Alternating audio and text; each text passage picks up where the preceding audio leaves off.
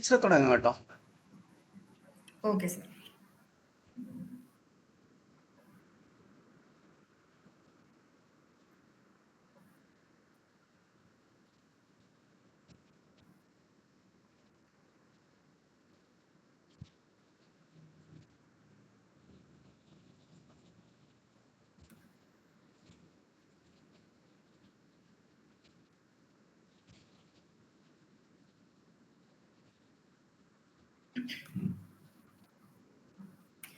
So, good evening everyone. Welcome to Law Seamers. നമ്മൾ കഴിഞ്ഞ ക്ലാസ്സിൽ പ്രിയാമ്പിൾ ആയിരുന്നു നമ്മുടെ topic. So today will be discussing citizenship under the Indian constitution. അപ്പോൾ എല്ലാവരും ഇവിടെ ഉണ്ടെന്ന് അറിയാൻ വേണ്ടിയിട്ട് ഒരു റെസ്പോൺസ്, ഒരു തംസപ്പോ അല്ലെങ്കിൽ ഹായോ എന്തെങ്കിലും ഒന്ന് ഇടാമോ? Anyone? Okay. So we'll start. Citizenship under the Indian Constitution. That's our topic. അതിനു മുന്നേ നമ്മൾ കഴിഞ്ഞ ക്ലാസ്സിൽ ഡിസ്കസ് ചെയ്ത പ്രിയാമ്പിളിനെ പറ്റി ഒരു ഓവർവ്യൂ കൊടുക്കാം. What is preamble? പ്രിയാമ്പിൾ എന്ന് പറയുന്നത് ആക്ച്വലി ഒരു important document of the Indian constitution ആണ്. അതായത് നമ്മുടെ പ്രിയാമ്പിൾ പറയുന്നത് വെച്ചാൽ വി ദ പീപ്പിൾ, നമ്മുടെ രാജ്യത്തിലെ ഏറ്റവും പവർഫുൾ ആയ സോഴ്സ് എന്ന് പറയുന്നത് അവിടുത്തെ രാജ്യത്തിലെ ജനങ്ങളാണ്. We the people. നമ്മൾ വി ദ പീപ്പിൾ എന്ത് ചെയ്യണം? നമ്മുടെ ഭാരതത്തെ ഒരു sovereign, socialist, secular, democratic republic ആയിട്ട് മാറ്റണം. അപ്പോൾ ഈ sovereign, social, secular, democratic republic, sovereign മാത്രം ഞാൻ ഹൈലൈറ്റ് ചെയ്തിട്ടുണ്ട് because it is an important topic when we discuss citizenship. പിന്നീട് പറയുന്നത് എന്താ വെച്ചാൽ നമ്മൾ ഈ we the people of India ഈ നമ്മുടെ കൺട്രിയെ sovereign, social, secular, democratic republic ആക്കുന്നതോടൊപ്പം അവിടുത്തെ സിറ്റിസൺസിന് എന്ത് ചെയ്യണം? അവരുടെ ജസ്റ്റിസ്, ലിബർട്ടി, ഇക്വാലിറ്റി ഒക്കെ എൻഷുർ ചെയ്യണം, കൂടാതെ സെക്യൂറും കൂടി ചെയ്യണം. പിന്നെ എന്താണ്? ഫ്രെറ്റേണിറ്റി നമ്മൾ നമ്മുടെ ഈ പറഞ്ഞ സിറ്റിസൺസിന് കൊടുക്കുക. എങ്ങനെ? ഈ നമ്മുടെ രാജ്യത്തിന്റെ യൂണിറ്റീനെയും ഇന്റഗ്രിറ്റീനെയും പ്രൊട്ടക്ട് ചെയ്തുകൊണ്ടും ഒരു ഇൻഡിവിജ്വലിന്റെ ഡിഗ്നിറ്റി അഷ്യൂർ ചെയ്തുകൊണ്ടുമായിരിക്കണം അവിടെ ഫ്രെറ്റേണിറ്റി നിലവിലാക്കേണ്ടത്. ഇവിടെ ഞാൻ പറഞ്ഞു സോവറിനും സിറ്റിസൺ എന്ന് പറഞ്ഞ രണ്ട് ടോപ്പിക്സ് ഞാൻ ഇവിടെ കണ്ടോ ടേംസ് ഹൈലൈറ്റ് ചെയ്തിട്ടുണ്ട്. എന്തിനാണ് ഈ സിറ്റിസൺഷിപ്പ് ഓഫ് ദ കോൺസ്റ്റിറ്റ്യൂഷനിൽ പഠിക്കുന്ന സമയത്ത് അവിടുത്തെ സിറ്റിസൺ ആരാന്ന് നമ്മൾ പഠിക്കണ്ടേ? കാരണം എന്താ വെച്ചാൽ സിറ്റിസൺ ആരാന്ന് അറിഞ്ഞാല്, കാരണം നമ്മുടെ ഇന്ത്യൻ കോൺസ്റ്റിറ്റ്യൂഷനിൽ സിറ്റിസൺസിന് മാത്രം ഉള്ള കുറച്ച് പ്രിവിലേജസ് ഉണ്ട്, കുറച്ച് റൈറ്റ്സ് ഉണ്ട്, കോൺസ്റ്റിറ്റ്യൂഷണൽ പ്രിവിലേജസ് ഉണ്ട്. ഈ പ്രിവിലേജസ് ഉണ്ടെങ്കിൽ അവർക്ക് കോടതിക്ക് മുൻപാകെ ഇപ്പോൾ അതായത് നമ്മുടെ രാജ്യം, നമ്മുടെ ഗവൺമെന്റ് ഇപ്പൊ നമ്മുടെ ഈ പറഞ്ഞ റൈറ്റ്സ്, കോൺസ്റ്റിറ്റ്യൂഷൻ എൻഷുർ ചെയ്തിട്ടുള്ള റൈറ്റ്സ് വയലേറ്റ് ചെയ്താൽ ഈ സിറ്റിസൺസിന് എന്ത് ചെയ്യാം? കോടതിക്ക് മുൻപാകെ ചെന്നിട്ട് പറയാം, ദ സ്റ്റേറ്റ്, എന്റെ ഗവൺമെന്റ് എന്റെ റൈറ്റ്സ് വയലേറ്റ് ചെയ്തു, എനിക്ക് ഇതിന് റിലീഫ് തരണം എന്ന് വേണ്ടിയിട്ട് മുന്നോട്ട് കോടതിക്ക് മുൻപാകെ പോകാം. അതിനു മുൻപ് ഈ സിറ്റിസൺസ് ആരാന്നുള്ളത് മനസ്സിലാക്കണ്ടേ? സിറ്റിസൺസ് ആരാന്ന് മനസ്സിലാക്കുന്നതിന് മുമ്പ് നമ്മൾ അണ്ടർസ്റ്റാൻഡ് ചെയ്യുന്ന ഒരു കോൺസെപ്റ്റ് ആണ് ദ കോൺസെപ്റ്റ് ഓഫ് സ്റ്റേറ്റ്. എന്താണ് സ്റ്റേറ്റ്? നമ്മുടെ രാജ്യം, ഒരു ഇന്ത്യ എന്ന് പറഞ്ഞ രാജ്യം ഒരു സ്റ്റേറ്റ് ആണ്. സ്റ്റേറ്റ് എന്ന് പറഞ്ഞാൽ എന്താണ്? അതായത് ഇന്ത്യ മഹാരാജ്യം സ്റ്റേറ്റ് ആവാൻ കുറച്ച് എസെൻഷ്യൽസ് ഉണ്ട്. ഒന്ന്, പെർമനന്റ് പോപ്പുലേഷൻ. ഇന്ത്യ എന്ന രാജ്യത്ത് ഒരു പോപ്പുലേഷൻ ഉണ്ടല്ലോ. ഏറ്റവും കൂടുതൽ പോപ്പുലേറ്റഡ് ആയിട്ടുള്ള കൺട്രി അല്ലേ നമ്മുടെ ഇന്ത്യ. അപ്പോൾ ഒരു പെർമനന്റ് പോപ്പുലേഷൻ വേണം. ഒരു സ്റ്റേറ്റ് ആവണമെങ്കിൽ ഒരു പെർമനന്റ് പോപ്പുലേഷൻ വേണം. പിന്നെ ഒരു ഡിഫൈൻഡ് ആയിട്ടുള്ള ഒരു ടെറിട്ടറി വേണം. അതായത് നമ്മുടെ രാജ്യത്തിന് ഒരു ഭൂപടം ഉണ്ടല്ലോ, അതിന് ബൗണ്ടറീസ് ഉണ്ട്. ഏതൊക്കെ, അതായത് പാകിസ്ഥാൻ, ബംഗ്ലാദേശ് എന്നീ രാജ്യങ്ങളുമായിട്ടുള്ള ബൗണ്ടറി ഷെയർ ചെയ്യുന്ന, അതായത് നമുക്കൊരു ടെറിട്ടറി ഉണ്ട്, ജോഗ്രഫിക്കൽ ബൗണ്ടറീസ് ഉണ്ട്. നമ്മുടെ രാജ്യത്തിന് അതുണ്ട്. അതുകൊണ്ട് നമ്മുടെ രാജ്യം ഒരു സ്റ്റേറ്റ് ആണ്. Because we have A territory, we have A population. അടുത്തൊരു എസെൻഷ്യൽ എന്ന് പറയുന്നത് എഫക്റ്റീവ് ഗവൺമെന്റ് ആണ്. നമുക്കൊരു ഗവൺമെന്റ് ഉണ്ടോ? ഉണ്ട്. നമ്മൾ എലക്ട് ചെയ്ത് വി ദ പീപ്പിൾ എലക്ട് ചെയ്ത്, അത് പ്രിയാമ്പിൾ പറഞ്ഞ വി ദ പീപ്പിൾ ഇലക്ട് ചെയ്ത ഒരു ഗവൺമെന്റ് നമുക്കുണ്ട്. അതുകൊണ്ട് നമ്മുടെ രാജ്യം ഒരു സ്റ്റേറ്റ് ആയതിന്റെ എസെൻഷ്യൽ 3 സാറ്റിസ്ഫൈ ചെയ്തു. നാലാമത്തത് എന്താണ്? Capacity to enter into relationship, international relation. അതായത് നമ്മുടെ രാജ്യം ഒരു സോവറിൻ ആണ്. ഞാൻ നേരത്തെ ഹൈലൈറ്റ് ചെയ്തില്ലേ, sovereign, socialist, secular, democratic republic എന്ന പ്രിയാമ്പിളിൽ ഞാൻ പറഞ്ഞു. അപ്പൊ അതിൽ സോവറിൻ ആണ് നമ്മുടെ രാജ്യം. സോവേണിറ്റി എന്ന് പറഞ്ഞാൽ എന്താണ്? പരമാധികാരം. ഈ പരമാധികാരം എന്ന് പറഞ്ഞാൽ എന്താണ്? നമ്മൾ എക്സ്റ്റേണൽ അതോറിറ്റിയുടെ കീഴിലും അല്ല, ഇന്റേണൽ അതോറിറ്റിയുടെ കീഴിലും അല്ല. അതായത് പണ്ട് നമ്മൾ ബ്രിട്ടീഷുകാരുടെ കീഴിലായിരുന്നല്ലോ. ബ്രിട്ടീഷുകാരുടെ കീഴിലല്ലാതെ ഇപ്പൊ നമുക്ക് സ്വന്തമായിട്ടൊരു ഗവൺമെന്റ് ഉണ്ട്, സ്വന്തമായിട്ടൊരു കോൺസ്റ്റിറ്റ്യൂഷൻ ഉണ്ട്. We are free from any forms of authority which is external, either or or the domestic അഫയേഴ്സോ ഇന്റർനാഷണൽ അഫയേഴ്സും ഇന്റർനാഷണൽ റിലേഷൻസിലോ നമ്മൾ ഇൻഡിപെൻഡന്റ് ആണ്, സോവറിൻ ആണ്. മനസ്സിലായോ? അപ്പൊ നമ്മുടെ രാജ്യം ഒരു സ്റ്റേറ്റ്, ഞാൻ പറഞ്ഞ നേരത്തെ പറഞ്ഞ കോൺസെപ്റ്റ് ഓഫ് സ്റ്റേറ്റ് ഞാൻ പറഞ്ഞു, ഇത്രയും എസെൻഷ്യൽസ് ഒക്കെ സാറ്റിസ്ഫൈ ചെയ്ത് കഴിഞ്ഞാൽ നമ്മുടെ ഇന്ത്യ രാജ്യം ഒരു സ്റ്റേറ്റ് ആണ് എന്ന് പറയാം. പക്ഷെ ഞാനിപ്പോ സിറ്റിസൺഷിപ്പ് എന്ന് പറഞ്ഞിട്ടുള്ള ടോപ്പിക് ഡിസ്കസ് ചെയ്യുമ്പോൾ എന്തിനാണ് നമ്മൾ സ്റ്റേറ്റ് എന്ന് പറഞ്ഞ ഒരു ഡെഫിനിഷന് കൂടുതൽ ഇമ്പോർട്ടൻസ് കൊടുക്കുന്നത്? കാരണം എന്താ വെച്ചാല് നമ്മുടെ മൊത്തം കോൺസ്റ്റിറ്റ്യൂഷൻ നോക്കി കഴിഞ്ഞു കഴിഞ്ഞാൽ ഈ കോൺസ്റ്റിറ്റ്യൂഷൻ ഈ പറഞ്ഞ എസെൻഷ്യൽസിലെ പോപ്പുലേഷൻ, ടെറിറ്ററി, ഗവൺമെന്റ്, സോവറിനിറ്റി എന്നീ പറഞ്ഞ 4 കാര്യങ്ങളും ഓരോ ക്രൈറ്റീരിയ സ്ട്രക്ചർ അനുസരിച്ചിട്ട് വിളിച്ചു പറയുന്നുണ്ട് നമ്മുടെ കോൺസ്റ്റിറ്റ്യൂഷൻ. അതായത് അതായത് നമ്മുടെ ഒന്നാണ് ഞാൻ നേരത്തെ പറഞ്ഞില്ലേ, എന്തായിരുന്നു, നമ്മുടെ രാജ്യത്ത് ഒരു സ്റ്റേറ്റ് ആണ്, ഒരു ഡിഫൈൻഡ് ആയിട്ടുള്ള ഒരു ടെറിറ്ററി വേണമെന്ന് പറഞ്ഞു അല്ലെ? ഡിഫൈൻഡ് ആയിട്ടുള്ള ടെറിറ്ററി വേണം. അത് നമ്മുടെ കോൺസ്റ്റിറ്റ്യൂഷനിൽ പറയുന്നുണ്ട്. ആ കോൺസ്റ്റിറ്റ്യൂഷനിൽ പറയുന്നത് ഏതാണ്? ആർക്കെങ്കിലും പറയാമോ ഏത് ഭാഗത്താണ് നമ്മുടെ ടെറിറ്ററിയെ പറ്റി പറയുന്നത് കോൺസ്റ്റിറ്റ്യൂഷൻ? എനിവൺ? കോൺസ്റ്റിറ്റ്യൂഷന്റെ ബൗണ്ടറീസ് എന്തെന്ന് പറയുന്ന ഏത് പാർട്ടാണ് ഓഫ് ദ കോൺസ്റ്റിറ്റ്യൂഷൻ? ഓക്കെ, നമ്മുടെ part 1 of the constitution, union and its territory. Union and its ടെറിട്ടറിയിൽ എന്താണ് പറയുന്നത്? ആർട്ടിക്കിൾ 1 to 4 നമ്മുടെ രാജ്യത്തെ ടെറിറ്ററി ഏതാണെന്നും നമ്മുടെ രാജ്യത്തിന്റെ പേരെന്താണെന്നും നമ്മുടെ രാജ്യത്തിലെ പാർലമെന്റിന് ഈ ഇന്ത്യയിലേക്ക് പുതിയ സ്റ്റേറ്റുകളെ, രാജ്യങ്ങളെ അകത്തേക്ക് നമ്മുടെ രാജ്യത്തിന്റെ കീഴിലേക്ക് കൊണ്ടുവരാനും എന്നാൽ നമ്മൾക്ക് ബൗണ്ടറീസ് സെറ്റ് ചെയ്യാൻ പറ്റും എന്നൊക്കെ പറയുന്ന ആർട്ടിക്കിൾസ് ആണ് 1 to 3. സോ ഞാൻ നേരത്തെ പറഞ്ഞ പോലെ ഡെഫിനിഷൻ ഓഫ് സ്റ്റേറ്റിൽ ഡിഫൈൻഡ് ടെറിട്ടറി ഉണ്ടോ നമ്മുടെ രാജ്യത്തിന്? ഉണ്ട്. അതെവിടെയാണ് പ്രതിപാദിക്കുന്നത്? കോൺസ്റ്റിറ്റ്യൂഷനിലെ പാർട്ട് 1 അല്ലെ? അപ്പൊ ആദ്യത്തെ ആർട്ടിക്കിൾ 1 പറയുന്നത് India, that is Bharat, is defined as A union of state and union territories. India, that is Bharat. നമ്മൾ ന്യൂസ് ചാനലിലൊക്കെ നോക്കുന്ന സമയത്ത് ഏതെങ്കിലും ഒരു ഒഫീഷ്യൽ, അതായത് ഗവൺമെന്റ് ഒഫീഷ്യൽ മറ്റു രാജ്യത്ത് പോയി കഴിഞ്ഞാൽ ഫ്രണ്ടിൽ ഇന്ത്യക്ക് പകരം ഭാരത് എന്ന് എഴുതിയിട്ടുണ്ട്. അപ്പൊ മോസ്റ്റ് പീപ്പിൾ ആർ കൺഫ്യൂസ്ഡ്, ഭാരതോ? നമ്മുടെ രാജ്യത്തിന്റെ പേര് ഇന്ത്യ അല്ലേ? But in article 1 it says that India, that is Bharat, India Bharat എന്നും നമുക്ക് വിളിക്കാം. അപ്പൊ ആർട്ടിക്കിൾ 1 ഇന്ത്യയുടെ പേരെന്താണ്? ഇന്ത്യ ഒരു യൂണിയൻ ഓഫ് സ്റ്റേറ്റ്സ് ആണ് എന്ന് പറയുന്നതും. പിന്നെ ആർട്ടിക്കിൾ 2 എന്താ പറയുന്നത്? നമ്മൾക്ക് പാർലമെന്റിന് അധികാരമുണ്ട്. എന്തിന്? ഏതെങ്കിലും ഒരു സ്റ്റേറ്റിനെ, ഏതെങ്കിലും ഒരു പുതിയതായിട്ടുള്ള ഒരു സ്റ്റേറ്റിനെ നമ്മൾ യൂണിയനിലേക്ക് കൊണ്ടുവരാനുള്ള അധികാരമുണ്ടെന്നും പിന്നെ നമ്മുടെ പാർലമെന്റിന് സ്റ്റേറ്റുകളുടെ ബൗണ്ടറി ഡിസൈഡ് ചെയ്യാനുള്ള അധികാരമുണ്ടെന്ന് പറയുന്ന ആർട്ടിക്കിളാണ് ആർട്ടിക്കിൾ 3. അപ്പൊ ഈ സ്റ്റേറ്റിന്റെ ഡെഫിനിഷനിൽ, അത് ഞാൻ നേരത്തെ പറഞ്ഞ സ്റ്റേറ്റിന്റെ ഡെഫിനിഷനിൽ ടെറിട്ടറി എന്നൊരു ആസ്പെക്ട് നമ്മുടെ കോൺസ്റ്റിറ്റ്യൂഷനിൽ പറയുന്നു എന്നുള്ളത് നമുക്ക് ക്ലിയർ ആയി. ഇനിയാണ് നമ്മൾ മനസ്സിലാക്കേണ്ടത് the topic of today's discussion is citizenship. Citizenship ആണ് പാർട്ട് 2 ഓഫ് ദ കോൺസ്റ്റിറ്റ്യൂഷനിൽ എക്സ്പ്ലെയിൻ ചെയ്യുന്നത്. പാർട്ട് 2 ഓഫ് ദ കോൺസ്റ്റിറ്റ്യൂഷനിൽ എന്താണ് പറയുന്നത്? എങ്ങനെയാണ് സിറ്റിസൺ, അതായത് പാർട്ടീഷൻ കഴിഞ്ഞ് നമ്മൾ ഇൻഡിപെൻഡന്റ് ആയി, നമ്മൾ ഇൻഡിപെൻഡൻസ് നൽകി കോൺസ്റ്റിറ്റ്യൂഷൻ കമൻസ് ചെയ്തു. കോൺസ്റ്റിറ്റ്യൂഷൻ കമൻസ് ചെയ്ത ഡേറ്റ് ആർക്കെങ്കിലും പറയാൻ പറ്റുമോ? എനിവൺ? കമന്റ് ബോക്സിൽ ഇട്ടാലും മതി. ആരെങ്കിലും റെസ്പോണ്ട് ചെയ്യാമോ? When was the date of the constitution's commencement? Okay, anyway, the commencement of the constitution നിലവിൽ വന്ന സമയത്ത് അവിടെ ഉണ്ടായിരുന്ന, നമ്മുടെ രാജ്യത്ത് ഉണ്ടായിരുന്ന ജനങ്ങളുടെ സിറ്റിസൺഷിപ്പ് എങ്ങനെയായിരിക്കണം എന്ന് എക്സ്പ്ലെയിൻ ചെയ്യുന്ന പ്രൊവിഷൻസ് ആണ് ഈ പാർട്ട് 2 പറയുന്നത്. കോൺസ്റ്റിറ്റ്യൂഷന്റെ കമൻസ്മെന്റ് പ്രത്യേകം ശ്രദ്ധിക്കുക. നമ്മുടെ കോൺസ്റ്റിറ്റ്യൂഷൻ ആർട്ടിക്കിൾ 5 to 11 പറയുന്നത് കോൺസ്റ്റിറ്റ്യൂഷന്റെ കമൻസ്മെന്റിന്റെ സമയത്ത്, അതായത് ജാനുവരി 26, 1950 കോൺസ്റ്റിറ്റ്യൂഷൻ കമൻസ് ചെയ്തത്. ആ കമൻസ് ചെയ്ത സമയത്ത് ആരൊക്കെയാണ് നമ്മുടെ ഇന്ത്യൻ സിറ്റിസൺസ് എന്നുള്ള കാര്യം ഡീറ്റെയിൽ ആയിട്ട് പറഞ്ഞിട്ടുള്ള കോൺസ്റ്റിറ്റ്യൂഷന്റെ പാർട്ട് 2 ആർട്ടിക്കിൾ 5 to 11 അതാണ് ഡിസ്കസ് ചെയ്യുന്നത്. പക്ഷെ ഈ കമൻസ്മെന്റിന് ശേഷമുള്ള കാര്യങ്ങൾ പിന്നെ എവിടെയാണ് ഡിസ്കസ് ചെയ്യുന്നത്? അത് ഡിസ്കസ് ചെയ്യുന്ന ആക്ട് ആണ് സിറ്റിസൺഷിപ്പ് ആക്ട് 1955.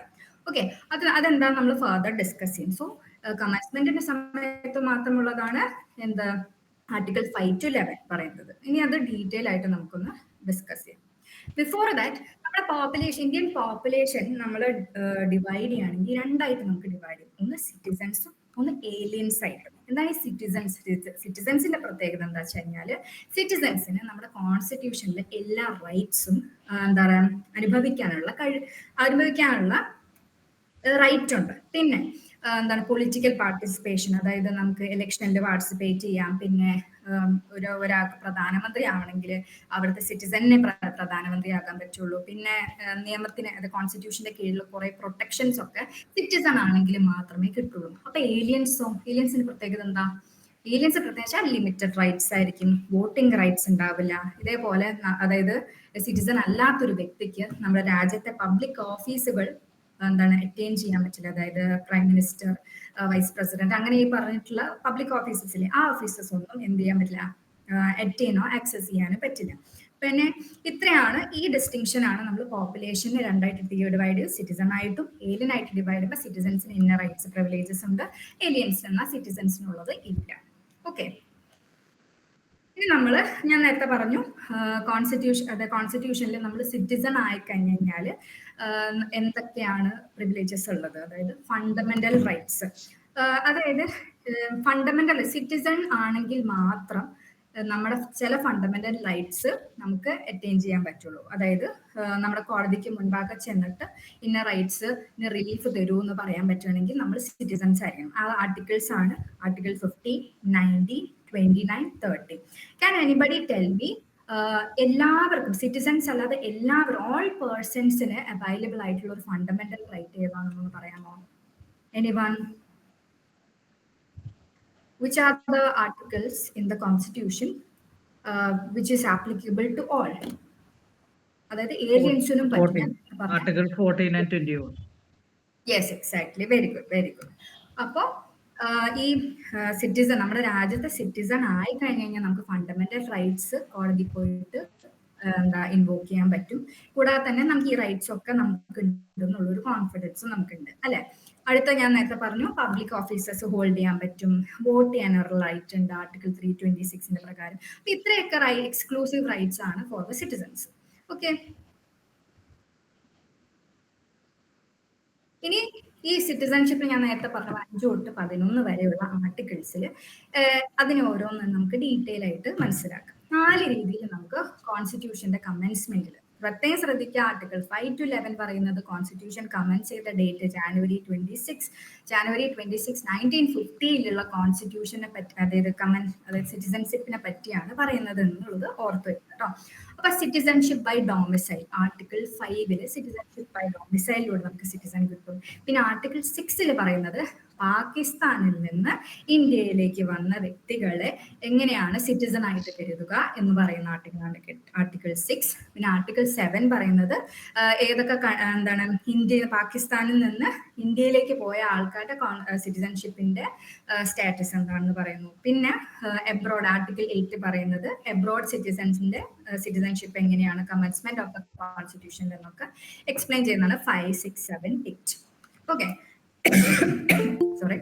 ഇനി ആർട്ടിക്കിൾ 5 ഒന്ന് ഡീറ്റെയിൽ ആയിട്ട് ഡിസ്കസ് ചെയ്യും. Citizenship by domicile. അപ്പോൾ ഡൊമിസൈൽ എന്ന് പറഞ്ഞാൽ എന്താണ്? ഡൊമിസൈൽ എന്ന് പറഞ്ഞത് എന്താന്ന് കൃത്യമായിട്ട് കോൺസ്റ്റിറ്റ്യൂഷനിൽ ഡിഫൈൻ ചെയ്തിട്ടില്ല.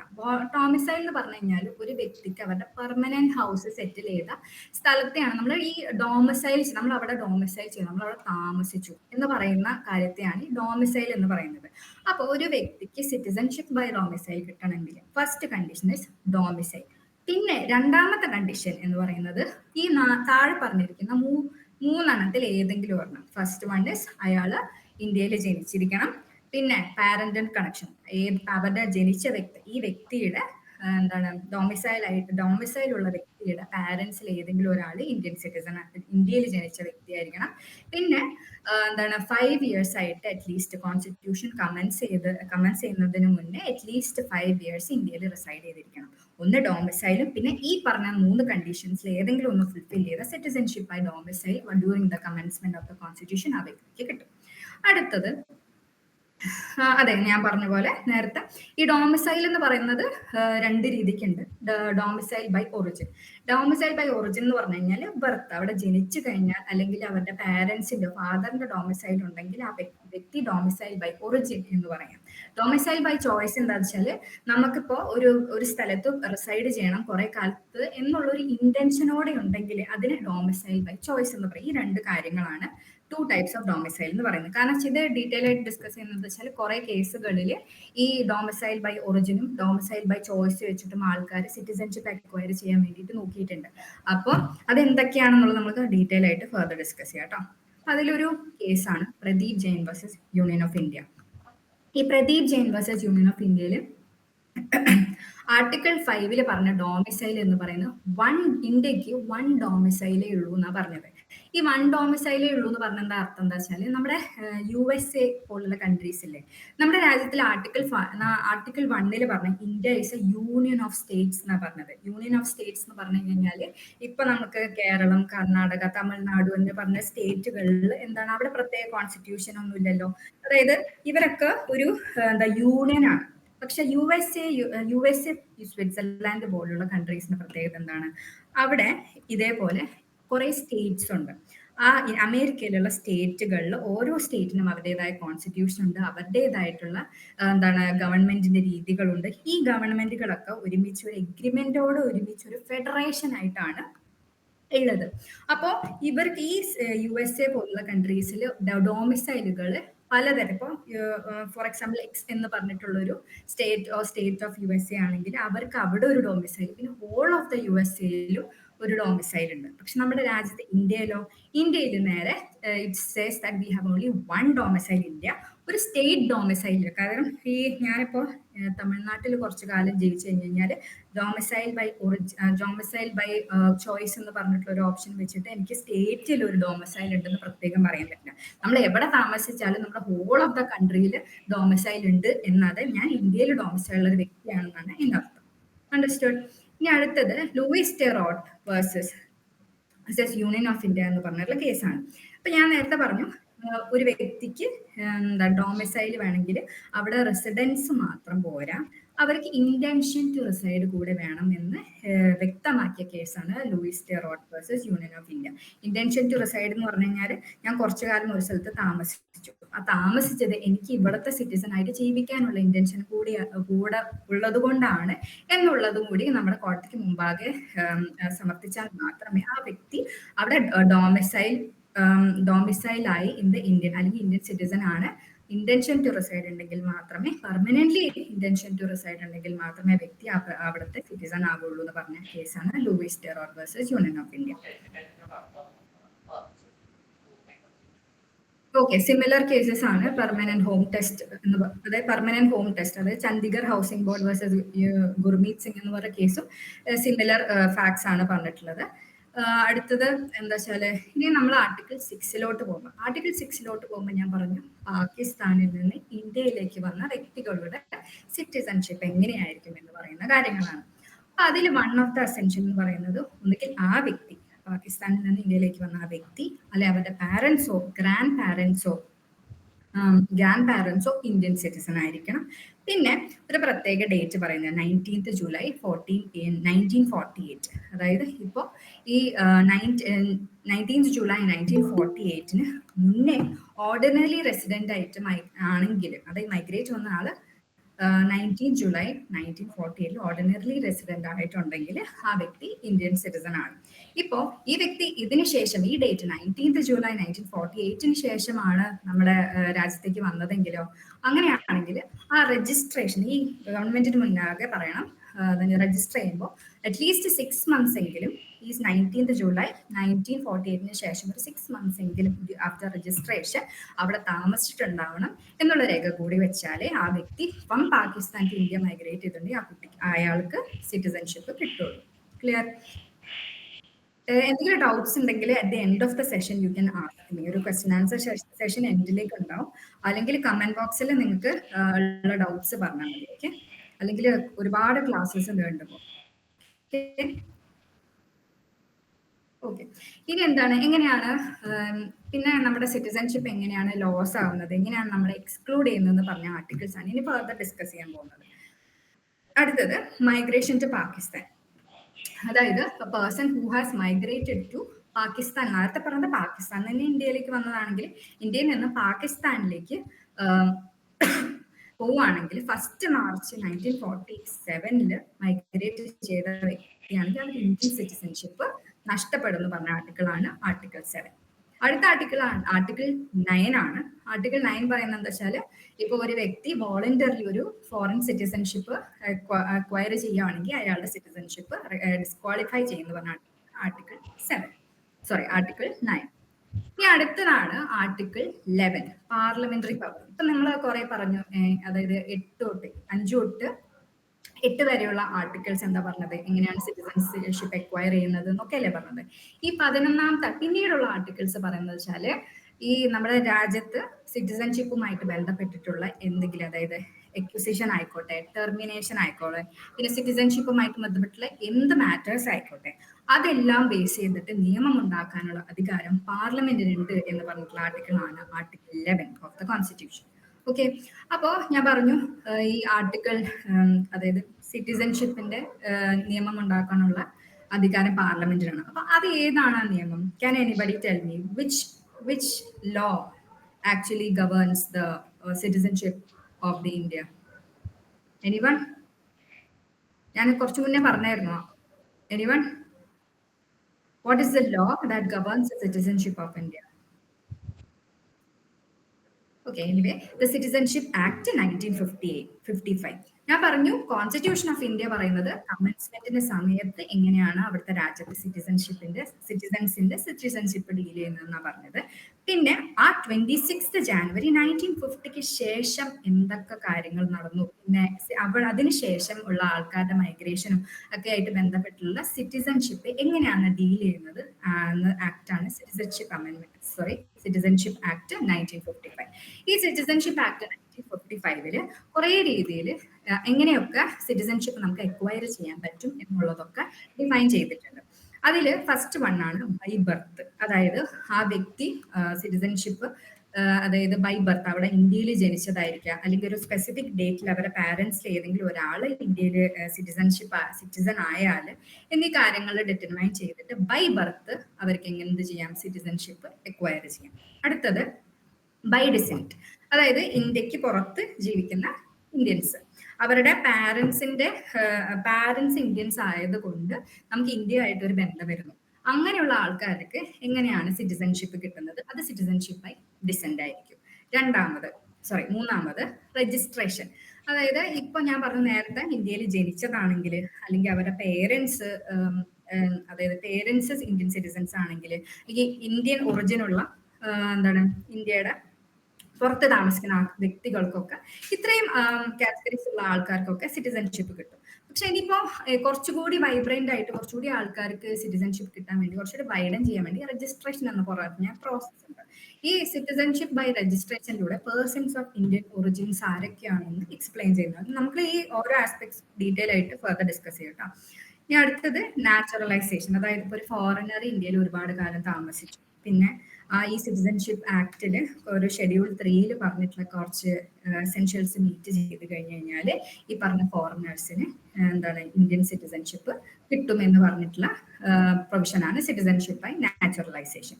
പിന്നെ ഉള്ളത് ബൈ ഇൻകോർപ്പറേഷൻ. അതായത് ഒരു ഫോറിൻ ടെറിട്ടറി ഇന്ത്യയുടെ ആവുകയാണെങ്കിൽ ആ ഫോറിൻ ടെറിട്ടറിയിലുള്ള വ്യക്തികൾക്ക് എങ്ങനെ സിറ്റിസൺഷിപ്പ് കിട്ടാം എന്ന് പറഞ്ഞിട്ടുള്ള ആസ്പെക്ട് ആണ് സിറ്റിസൺഷിപ്പ് ബൈ ഇൻകോർപ്പറേഷൻ. ഇത് ഓരോന്നും നമുക്ക് ഡീറ്റെയിൽ ആയിട്ട് പോകുന്നതിന് മുന്നേ ഈ സിറ്റിസൺഷിപ്പ് ആക്ടിന് ഒരുപാട് അമെൻമെന്റ്സ് ഉണ്ടായിട്ടുണ്ട്. ഒരുപാടെന്ന് വെച്ചാൽ ഒരു 4 or 5 അമെൻമെന്റ്സ് ഉണ്ടായിട്ടുണ്ട്. അതെന്താന്ന് വെച്ചാൽ 1956 ഒരു അമെൻമെന്റ് ഉണ്ടായിട്ടുണ്ട്, 2003 ഒരു അമെൻമെന്റ് ഉണ്ടായിട്ടുണ്ട്, 2005, 2015. ഇതൊക്കെ നമ്മൾ ഡീറ്റെയിൽ ഫർദർ ഡിസ്കസ് ചെയ്യും കേട്ടോ. അപ്പൊ ഇത്രയും തവണ ഈ അമെൻമെന്റ്സ് ഉണ്ടായിട്ടുണ്ട്. അതിൽ ഏറ്റവും കോൺട്രവേഴ്ഷ്യൽ ആണ് 2019. We know that there are a lot of protest going on, അല്ലെങ്കിൽ ഇപ്പോഴും there are pending petitions regarding the citizenship amendment act 2019. അതും നമ്മൾ ഫർദർ ഡിസ്കസ് ചെയ്യും. സോ കറന്റ്ലി ഇത്രയും അമെൻമെന്റ്സ് ആണ് 1986, 2003, 2005, 2015 എന്നീ പറഞ്ഞിട്ടുള്ള ഒരു 2019 ഇത്രയും അമെന്റ്മെന്റ്സ് ആണ് നമ്മൾ സിറ്റിസൺഷിപ്പ് അമെന്റ്മെന്റ് ആക്ട് 1955 വന്നിട്ടുള്ളത്. ഇത് നമ്മൾ നേരത്തെ പറഞ്ഞ പോലെ സിറ്റിസൺഷിപ്പ് ബൈ ബർത്ത്, നേരത്തെ പറഞ്ഞ എക്വയർ ചെയ്യുന്നത് ഉള്ള ടൈം ലൈൻസ് മനസ്സിലാക്കാം. അതായത് ഇപ്പൊ ഒരു വ്യക്തി ജൂലൈ 1987 മുന്നേ അല്ലെ, അതായത് ഈ കോൺസ്റ്റിറ്റ്യൂഷൻ കമൻസ് ചെയ്ത 26 ജാനുവരി 1950 ആൻഡ് എന്താണ് 1 ജൂലൈ 1987 എന്ന് പറഞ്ഞിട്ടുള്ള ഒരു ടൈം ഫ്രെയിം വെക്കുക. ആ ടൈം ഫ്രെയിമിനുള്ളിൽ ഒരു വ്യക്തി ഇന്ത്യയിൽ ജനിച്ചിട്ടുണ്ടെങ്കിൽ ആ വ്യക്തിക്ക് ഇന്ത്യൻ സിറ്റിസൺഷിപ്പ് കിട്ടും എന്ന് പറഞ്ഞിട്ടുള്ള പ്രൊവിഷനാണ് സിറ്റിസൺഷിപ്പ് ബൈ ബർത്തിലെ ആദ്യത്തെ പ്രൊവിഷൻ. ഇനി രണ്ടാമത് ഒരു മാറ്റം വന്നു. അതായത് നേരത്തെ പറഞ്ഞ ഡേറ്റിലെ ഫസ്റ്റ് ജൂലൈ 1987, ഈ 1 ജൂലൈ 1987 നിന്ന് പിന്നെ ഒരു ടൈം പീരീഡും കൂടി വന്നു. അതായത് 1 ജൂലൈ 1987 ടു 2 ഡിസംബർ 2004. ഇത് എന്തുകൊണ്ടാണ് ഇങ്ങനെ ഒരു ടൈം ലൈൻ വന്നതെന്ന് ആർക്കും മനസ്സിലാവോ? ആരെയും പറയാമോ? Why there is another timeline? Can anybody explain? ഞാൻ നേരത്തെ കുറച്ച് അമെന്റ്മെന്റ്സിന്റെ കാര്യം പറഞ്ഞിട്ടുണ്ടായിരുന്നല്ലോ. ക്യാൻ എനിബഡി എക്സ്പ്ലെയിൻ എന്തുകൊണ്ടാണ് രണ്ടാമതൊരു ടൈം ലൈൻ കൂടി വന്നത്? എനിവൺ?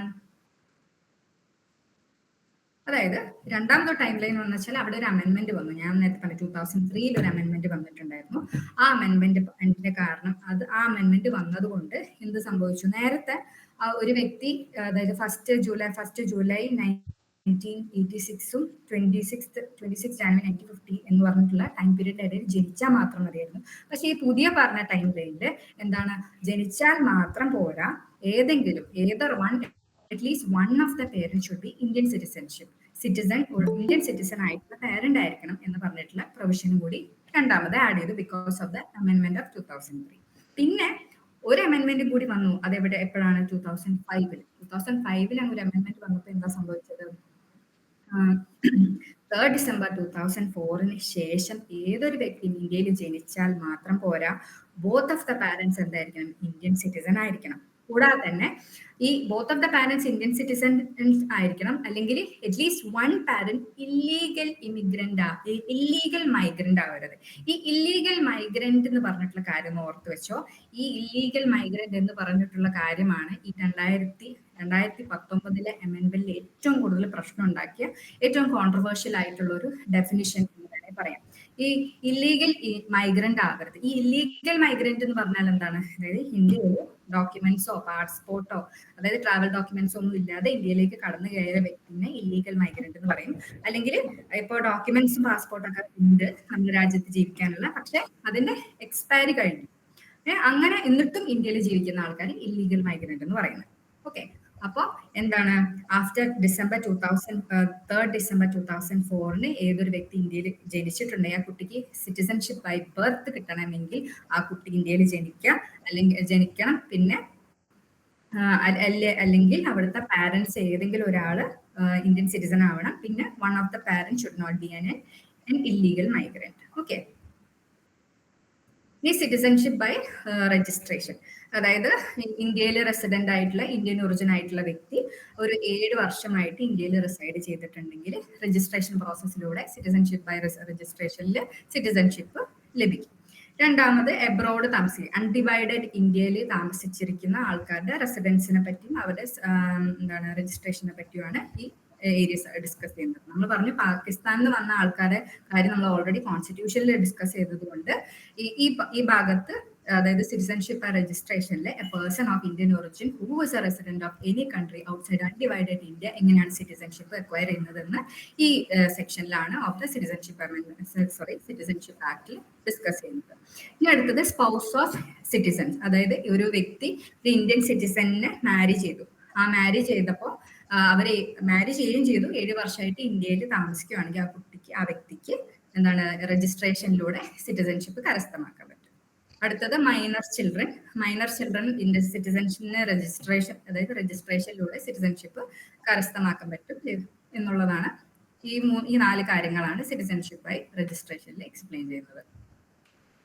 ഇനി സിറ്റിസൺ ബൈ ഡിസെന്റ് എന്ന് പറഞ്ഞു കഴിഞ്ഞാൽ ഇപ്പൊ ഒരു വ്യക്തിയുടെ പാരന്റ്സോ അല്ലെങ്കിൽ ഗ്രാൻഡ് പാരന്റ്സോ ആയിട്ടുള്ള ബന്ധം കാരണം, അല്ലെങ്കിൽ ഔട്ട്സൈഡ് ഓഫ് ദ ഇന്ത്യയുടെ പുറത്ത് താമസിക്കുന്ന വ്യക്തി, അതായത് പിന്നെ അവരുടെ പാരന്റ്സോ ഗ്രാൻഡ് പാരന്റ്സോ ഒക്കെ ആയിട്ടുള്ള ബന്ധം കാരണം ഇന്ത്യയോട് ഒറിജിൻ വരുന്ന ഒരു ഏരിയ ഡിസ്കസ് ചെയ്യുന്നതാണ് സിറ്റിസൺഷിപ്പ് ബൈ ഡിസെന്റ്. അപ്പൊ അതിനകത്ത് പറയുന്നുണ്ട് 10th December 1992 മുന്നേ, അതായത് a person born outside India or on or after 26th January 1950 if their father was an Indian citizen by birth. അതായത് 10th December 1992 മുന്നത്തെ അവസ്ഥ എന്താണെന്ന് വെച്ച് കഴിഞ്ഞാൽ അവരുടെ ഫാദർ ഇന്ത്യൻ സിറ്റിസൺ ആണെങ്കിൽ മാത്രമേ സിറ്റിസൺഷിപ്പ് ബൈ ഡെസെന്റ് കിട്ടുള്ളായിരുന്നു. പക്ഷേ പിന്നീട് 10th December 1992 to 2nd December 2003 എന്ത് സംഭവിച്ചു? അതായത് if a person is bone outside India, Ather of the parents, അതായത് ഈ 2003 ഒരു അമെന്റ്മെന്റ് വന്നു എന്ന് പറഞ്ഞില്ലേ, ആദ്യത്തെ സ്റ്റേറ്റസ് എന്തായിരുന്നു? ഫാദറിന് മാത്രമേ എന്ത് സംഭവിക്കുള്ളൂ? ഫാദർ ഇന്ത്യൻ സിറ്റിസൺഷിപ്പ് ഉണ്ടെങ്കിൽ മാത്രമേ സിറ്റിസൺഷിപ്പ് ബൈ ഡിസെന്റ് എക്വയർ ചെയ്യാൻ പറ്റുള്ളൂ. അപ്പൊ എന്താണ്, അവിടെ സ്ത്രീകൾക്ക് ഒരു ഡിസ്ക്രിമിനേഷൻ അല്ലേ? അപ്പൊ ഈ ഡിസ്ക്രിമിനേഷൻ ഒഴിവാക്കി ജെൻഡർ ന്യൂട്രൽ ആക്കിയതാണ് 2003 അമെന്റ്മെന്റ്. ആ അമെന്റ്മെന്റ് പ്രകാരം if a person who's born outside India and if that person needs citizenship by descent then either of their parents might be an Indian citizen എന്നുള്ള mandate കൊണ്ടുവന്നതാണ് 2003 amendment. അപ്പൊ 10th December 1992 to 2nd December 2003 എന്ന time ഫ്രെയിമിൽ ഇതാണ് criteria. അപ്പോ ഇതിന് ശേഷമോ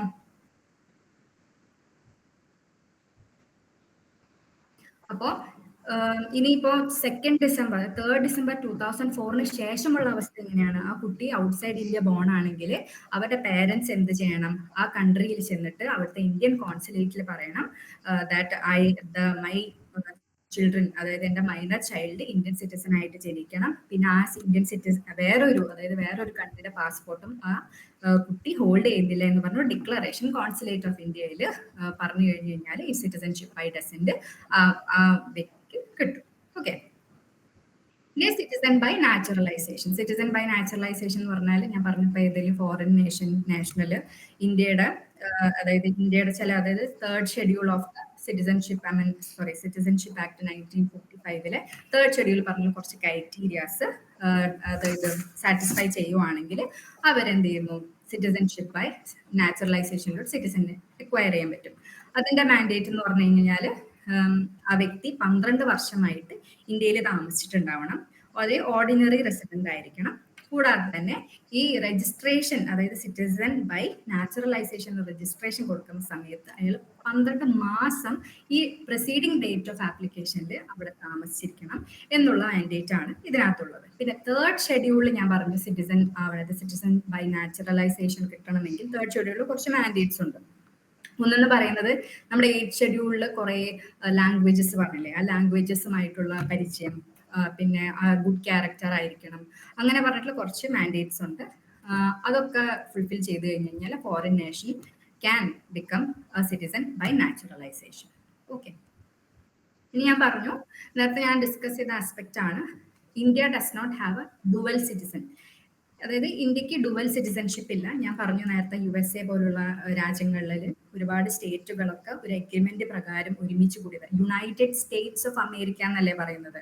അത് ഓരോ സ്റ്റേറ്റുകളും ഒരു എഗ്രിമെന്റ് പ്രകാരം ഇങ്ങനെ ഒരുമിച്ച് ഒരു യുണൈറ്റഡ് സ്റ്റേറ്റ് ഓഫ് അമേരിക്ക എന്ന് പറഞ്ഞിട്ടുള്ള ഒരു സ്റ്റാറ്റസ് ഫോം ചെയ്തതാണ്. പക്ഷെ ഇന്ത്യയിൽ എങ്ങനെയാണ്? അപ്പൊ അവിടുത്തെ സ്റ്റാറ്റസ് എങ്ങനെയാ വെച്ചാല്, ഇപ്പൊ ഒരു അമേരിക്കയിൽ ഒരു സ്റ്റേറ്റില് ഒരു സിറ്റിസൺഷിപ്പും പിന്നെ ആ അമേരിക്കൻ സിറ്റിസൺ ആണെന്നുള്ള ഒരു സിറ്റിസൺഷിപ്പും കൂടി ഉണ്ട്. അത് dual citizen, citizen of a state and citizen of the whole country. അങ്ങനെ 2 ഡുവൽ സിറ്റിസൺഷിപ്പ് ഉണ്ട്. പക്ഷെ നമുക്ക് ഇവിടെ സിംഗിൾ സിറ്റിസൺഷിപ്പേ ഉള്ളൂ. അതാണ് നമ്മുടെ ആക്ട് ഓഫ് സിറ്റിസൺഷിപ്പ് ആക്ട് 1955 പറയുന്നത്. ഇനി ഇത്ര കാര്യം നമ്മൾ പറഞ്ഞു എങ്ങനെയാണ് എക്വയർ ചെയ്യേണ്ടത്. അപ്പോൾ സിറ്റിസൺഷിപ്പ് എങ്ങനെയാണ് ലോസ് ആവുന്നത്? സിറ്റിസൺഷിപ്പ് ലൂസ് ചെയ്യുന്നത് ബൈ റെനൗൺസിയേഷൻ ആണ്. അതായത് നമ്മൾ വോളണ്ടറിലി ഡിക്ലെയർ ചെയ്യാണ് എനിക്ക് ഇവിടുത്തെ സിറ്റിസൺഷിപ്പ് താല്പര്യമില്ല, അല്ലെ പാരന്റ്സ് ഒരു മൈനർ ചൈൽഡിന്റെ സിറ്റിസൺഷിപ്പ് വേണ്ട എന്ന് പറഞ്ഞിട്ട് ഇന്ത്യൻ സിറ്റിസൺഷിപ്പ് വേണ്ട എന്ന് റിനൗൺസ് ചെയ്യുവാണെങ്കിൽ അങ്ങനെ നമ്മുടെ സിറ്റിസൺഷിപ്പ് ലോസ് ആവും. 1 കണ്ടീഷൻ. പിന്നെ നമുക്ക് ലോസ് ആവുന്ന വെച്ചാൽ ബൈ ടെർമിനേഷൻ ആണ്. അതായത് ഒരു വ്യക്തി ഇന്ത്യൻ സിറ്റിസൺ പോയിട്ട് മറ്റൊരു രാജ്യത്തിന്റെ ഫോറിൻ കൺട്രിയുടെ സിറ്റിസൺഷിപ്പ് എക്വയർ ചെയ്ത് കഴിഞ്ഞ് കഴിഞ്ഞാൽ ഓട്ടോമാറ്റിക്കലി ആ വ്യക്തിയുടെ സിറ്റിസൺഷിപ്പ് ലോസ് ആവും. പിന്നെ ബൈ ഡിപ്രവേഷൻ ആണ്. ഗവൺമെന്റ് നമ്മുടെ സിറ്റിസൺഷിപ്പ് എടുത്തു കളയുന്ന സാഹചര്യം. 3 സാഹചര്യം പറഞ്ഞു. ഒന്ന് റിനൗൺസിയേഷൻ, ഒന്ന് ടെർമിനേഷൻ, പിന്നെ ഡിപ്രവേഷൻ. ഡിപ്രവേഷൻ എപ്പോഴാണ്? നമ്മുടെ എനിമി കൺട്രിയിൽ വാർ ടൈമിൽ നമ്മുടെ രാജ്യത്തിന്റെ സീക്രട്സ് ഒക്കെ നമ്മൾ ഒരു എനിമി കൺട്രിക്ക് ഷെയർ ചെയ്യുക, അങ്ങനത്തെ സാഹചര്യങ്ങളൊക്കെ വരാതെ ഫ്രോഡ്, ഡിസ്ലോയലിറ്റി, എനിമി കൺട്രി കമ്മ്യൂണിക്കേഷൻ എന്നീ കാര്യങ്ങളൊക്കെ ചെയ്തു കഴിഞ്ഞാൽ വ്യക്തിയുടെ സിറ്റിസൺഷിപ്പ് നമുക്ക്, അതായത് ഗവൺമെന്റിന് എടുത്തു കളയാൻ പറ്റും. ഇത്രയും 3 ആസ്പെക്ട്സ് ആണ് റിനൗൺസിയേഷൻ, ടെർമിനേഷൻ, ഡിപ്രവേഷൻ. ഈ 3 കാര്യങ്ങളിലൂടെയാണ് ഇന്ത്യൻ സിറ്റിസൺഷിപ്പ് ലോസ് ആവുന്നത്. ഇനി ഞാൻ നേരത്തെ പറഞ്ഞു എന്താണ് അമെൻമെന്റ്, എന്തൊക്കെ അമെൻമെന്റ്സ് ആണ്, അതായത് 1986 മുന്നേ എങ്ങനെയായിരുന്നു പ്രൊവിഷൻ, അതായത് ആ ഒരു വ്യക്തി ഇന്ത്യയിൽ ജനിച്ചാൽ മാത്രം മതി ഇന്ത്യൻ സിറ്റിസൺഷിപ്പ് കിട്ടും. പിന്നെ 1986 അമെൻമെന്റിന് ശേഷം എന്താണ് ഒരു ടൈം ഫ്രെയിം വന്നു. ആ ടൈം ഫ്രെയിം വന്നു ഇന്ത്യയിൽ ജനിച്ചാൽ മാത്രം പോരോ, ഒരു വ്യക്തി one of the parent should be Indian citizen വന്നു. പിന്നെ 2003 അമെൻമെന്റിന് പിന്നെ ഒരു ടൈം ഫ്രെയിം വന്നു. അപ്പൊ അതിലൂടെ എന്താണ്, ജനിച്ചാൽ മാത്രം പോരാ, ഇന്ത്യയിൽ ജനിച്ചാൽ മാത്രം പോരാ, India parents, one of the parents Indian citizen ആയിരിക്കണം. പിന്നെ one of the parent should not be illegal migrant. Illegal migrant എന്ന് പറഞ്ഞ ടേം നിങ്ങൾ ഓർത്ത് വെക്കുക. It is important to when we discuss 2019 അമെൻമെന്റ്. പിന്നെ അതായത് നമ്മുടെ shift to jus sanguinis. Jus sanguinis എന്ന് പറഞ്ഞു കഴിഞ്ഞാൽ സിറ്റിസൺഷിപ്പ് ബൈ ബ്ലഡ് ആണ്. ആദ്യം നമ്മൾ ബർത്ത് മാത്രം ഉണ്ടെങ്കിൽ നമുക്ക് സിറ്റിസൺഷിപ്പ്, അത് ഞാൻ നേരത്തെ പറഞ്ഞല്ലോ, ഇന്ത്യയിൽ ബോൺ ആയാൽ മാത്രം മതിയായിരുന്നു 1986 ഒറിജിനൽ പൊസിഷൻ. അതായത് അതിന് മുന്നേ ഉള്ള സമയത്ത് ഇന്ത്യയിൽ ജനിച്ചാൽ മാത്രം മതിയായിരുന്നു. പിന്നീട് നമ്മൾ എന്ത് ചെയ്തു, ബൈ ബർത്ത്, അതായത് ജസ്റ്റ് സാങ്ഗ്വിനിസും കൂടി ഇൻട്രൊഡ്യൂസ് ചെയ്തു, which is citizenship by blood. അതായത് പാരന്റ്സ് ആരെങ്കിലും ഇന്ത്യൻ സിറ്റിസൺ ആണെങ്കിലും മാത്രമേ നമുക്ക് എന്ത് ചെയ്യാൻ പറ്റുള്ളൂ, ഇന്ത്യൻ സിറ്റിസൺഷിപ്പ് ആക്ട് പ്രകാരം നമുക്ക് എക്വയർ ചെയ്യാൻ പറ്റുള്ളൂ. That is a shift to jus sanguinis. Jus sanguinis ഒരു ലീഗൽ ടേം ആണ്, ലാറ്റിൻ ടേം ആണ് കേട്ടോ. ഇനിയാണ് the most controversial act of citizenship amendment act 2019. എന്താണ് ഇതിന്റെ വലിയ പ്രശ്നം? ഞാൻ നേരത്തെ പറഞ്ഞു, ഒരു ഇല്ലീഗൽ മൈഗ്രന്റ് എന്ന് പറഞ്ഞിട്ടുള്ള ഒരു ഡെഫിനിഷൻ പറഞ്ഞില്ലേ. ഈ ഇല്ലീഗൽ മൈഗ്രൻസിൽ ഒരു ഇല്ലീഗൽ മൈഗ്രന്റ് എന്ന് പറഞ്ഞിട്ടുള്ള ഡെഫിനിഷൻ, ഞാൻ പറഞ്ഞു ഇല്ലീഗൽ മൈഗ്രന്റ് എന്ന് പറഞ്ഞാൽ എന്താണ്, നമ്മുടെ ഇന്ത്യൻ പാസ്പോർട്ടോ ഡോക്യുമെന്റ്, ട്രാവൽ ഡോക്യുമെന്റ്സോ ഒന്നും ഇല്ലാത്ത വ്യക്തിയെ ഇല്ലീഗൽ മൈഗ്രന്റ് എന്ന് പറയും. അതായത് ഇപ്പോൾ ഇന്ത്യൻ പാസ്പോർട്ടോ അല്ലെങ്കിൽ ഇങ്ങനെ ഡോക്യുമെന്റ്സ് ഉണ്ടായിട്ടും അത് എക്സ്പയർഡ് ആയിട്ട് കുറെ കാലം ഇന്ത്യയിൽ ജീവിക്കുകയാണെങ്കിൽ അവരും ഇല്ലീഗൽ. ഇത്രയായിരുന്നു ഡെഫിനിഷൻ. പിന്നെയാണ് ഈ പറഞ്ഞ കുറച്ച് പ്രൊവിഷൻസ് ആഡ് ചെയ്തത്. അതെന്താണെന്ന് പറഞ്ഞുതരാം. പാകിസ്ഥാൻ, ബംഗ്ലാദേശ്, അഫ്ഗാനിസ്ഥാൻ എന്നീ പറഞ്ഞ 3 രാജ്യങ്ങൾ. ഈ 3 രാജ്യങ്ങളിലെ Hindus, Sikh, Buddhist, Jain, Parsis and Christian എന്നീ റിലീജിയനിൽ പെട്ടിട്ടുള്ള ആൾക്കാർ ഇന്ത്യയിലേക്ക് മൈഗ്രേറ്റ് ചെയ്തിട്ടുണ്ടെങ്കിൽ അത് ഏത് ഡേറ്റിലാണ്, അതായത് ബിഫോർ 14th December 2014, അതായത് 14th December 2014 മുന്നേ applicable to those who entered before 14th December 2014 അവർ ഇല്ലീഗൽ മൈഗ്രൻസ് അല്ല എന്നാണ് പറയുന്നത്. മുന്നത്തെ പ്രൊവിഷൻ എന്താണെന്ന് വെച്ച് കഴിഞ്ഞാൽ, ഈ മൈഗ്രേറ്റ് ചെയ്ത വ്യക്തികൾ 11 വർഷം റിസൈഡ് ചെയ്ത് കഴിഞ്ഞാൽ മാത്രമേ സിറ്റിസൺഷിപ്പിന് അപ്ലൈ ചെയ്യാൻ പറ്റിയിട്ടുണ്ടായിരുന്നുള്ളൂ. ഈ ഒരു അമെൻമെന്റ് വന്നതിന് ശേഷം, 2019 അമെൻമെന്റിന് ശേഷം 11 വർഷം എന്നുള്ളത് 6 വർഷമായി. അതുകൊണ്ടാണ് ഈ ഡേറ്റ് 14th December 2014. അതായത് 2019 എന്ത് വന്നത്, ഈ അമെൻമെന്റ് വന്നത്. അപ്പോൾ 5 വർഷം, 6 എന്നുള്ളത് തെറ്റിപ്പോയതാട്ടോ, അതൊരു ടൈപ്പിംഗ് മിസ്റ്റേക്ക് ആണ്. 5 ഇയേഴ്സിലേക്ക് റെഡ്യൂസ് ചെയ്തിരിക്കുകയാണ്. അപ്പോ ഇതാണ്. അപ്പൊ ഈ എന്തിനാണ്, അപ്പൊ നമുക്ക് ഇവിടെ പ്രത്യേകിച്ച് ശ്രദ്ധിച്ചു, ഇവിടെ എന്താ ഏതോ ഒരു റിലീജിയൻ മിസ്സിംഗ് ആണല്ലോ. ഏത് റിലീജിയൻ ആണത്? Can anyone tell me which religion is missing in this?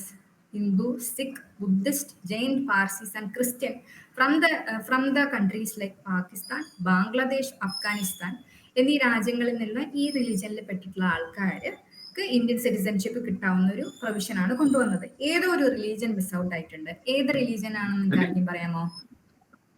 Sorry, അതെ, എക്സാക്ട്ലി, അതെ.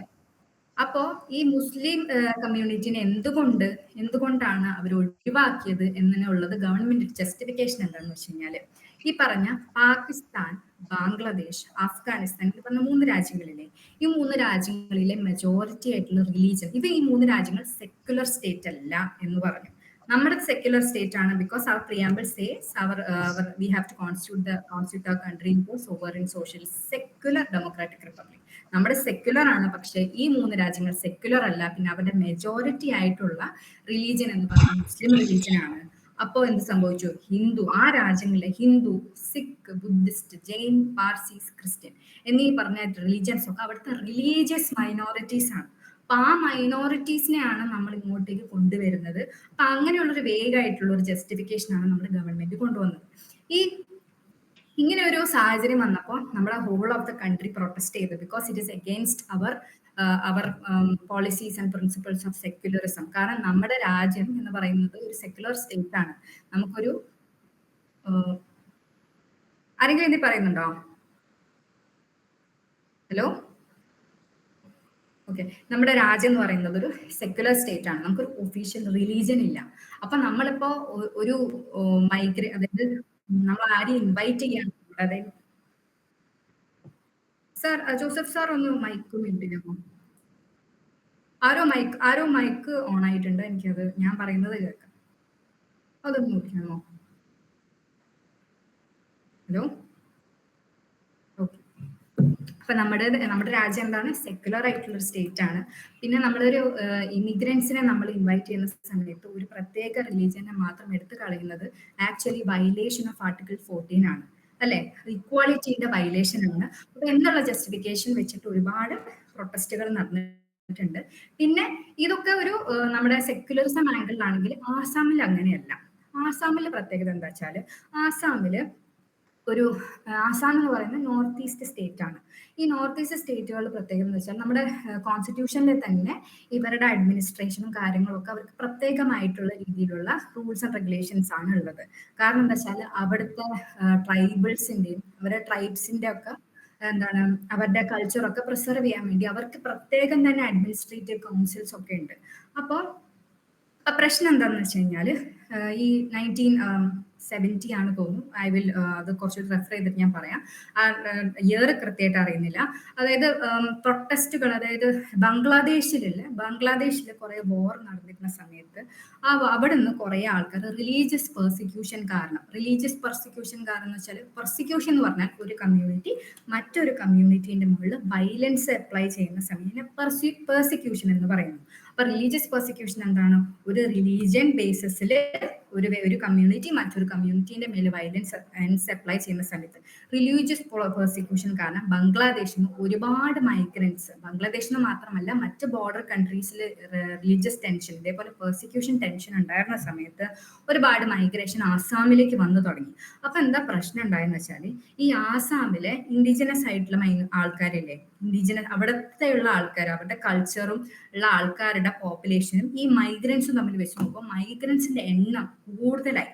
അപ്പൊ എന്താ വെച്ചാൽ അവരുടെ ഡിസ്റ്റിങ് കൾച്ചേഴ്സ് അവർക്ക് പ്രൊട്ടക്ട് ചെയ്യാൻ പറ്റുന്നില്ല, because there is A huge amount of people who have migrated from other countries due to religious persecution. അതുകൊണ്ട് തന്നെ അവരുടെ റിലീജിയസും ഇൻഡിജിനസ് കൾച്ചേഴ്സും ഒന്നും പ്രൊട്ടക്ട് ചെയ്യാൻ പറ്റുന്നില്ല എന്നൊക്കെ പറഞ്ഞിട്ട് ഒരുപാട് പ്രശ്നങ്ങൾ ഉണ്ടായി. പിന്നെ NRC കൊണ്ടുവന്നു, NRC national register four citizens കൊണ്ടുവന്നു.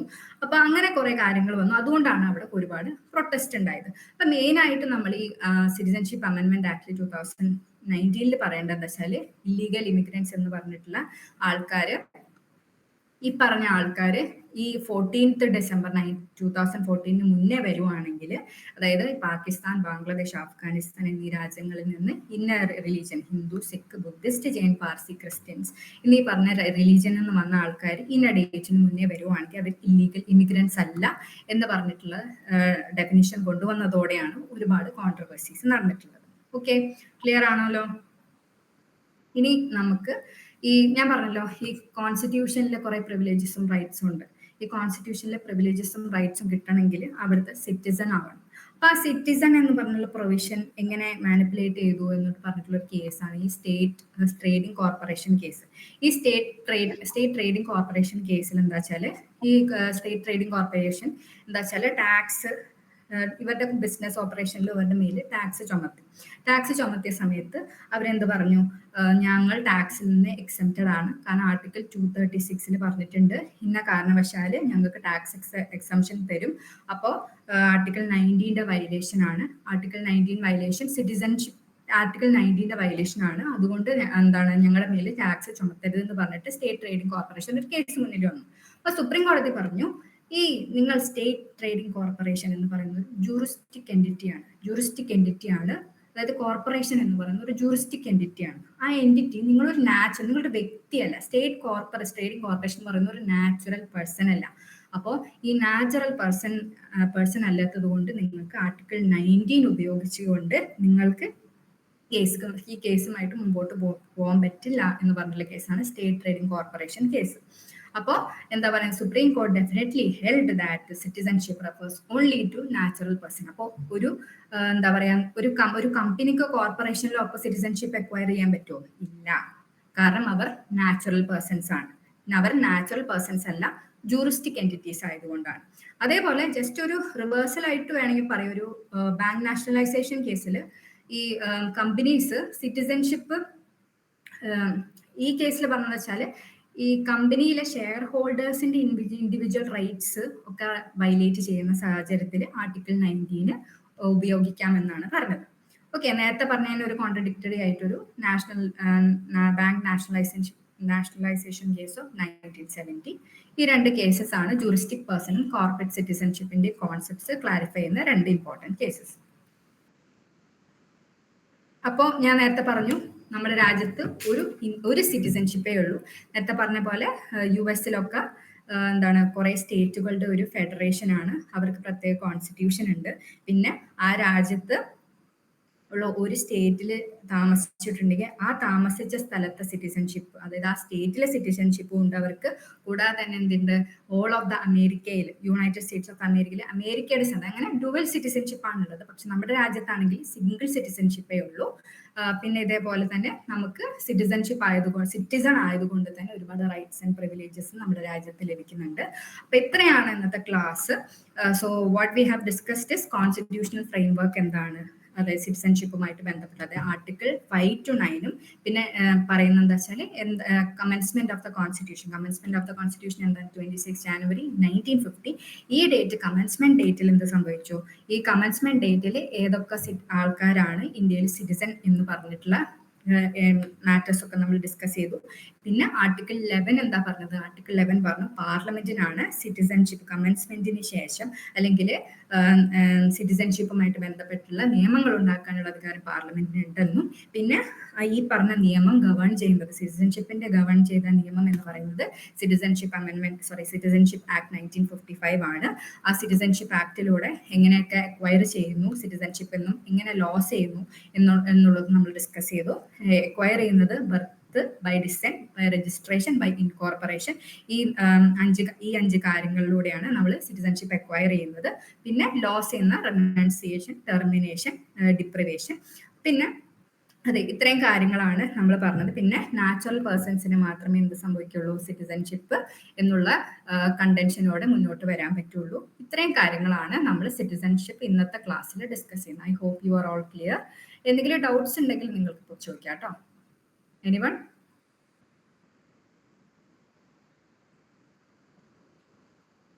ക്ലിയർ ആണോ? എന്തെങ്കിലും ക്ലാരിഫൈ ചെയ്യാനുണ്ടോ?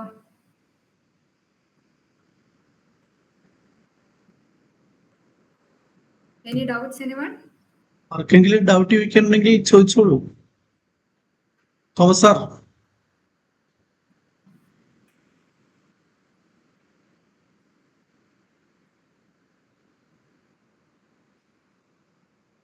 തോമസ് സാറിനെ വിളിക്കുന്നത് ഞങ്ങളുടെ കോളേജിലുള്ളത് കൊണ്ടും അറിയാവുന്നത് കൊണ്ടും മാത്രമാണ്.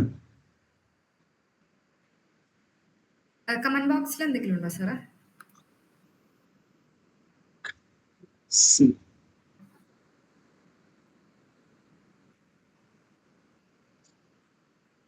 ജോസഫ് സാർ, എന്നാൽ നമുക്ക് വൈൻഡ് അപ്പ് ചെയ്താലോ? Okay. Thanks for the nice class as well as joining. Thank you. Thank you. Bye. Thank you. Thank you.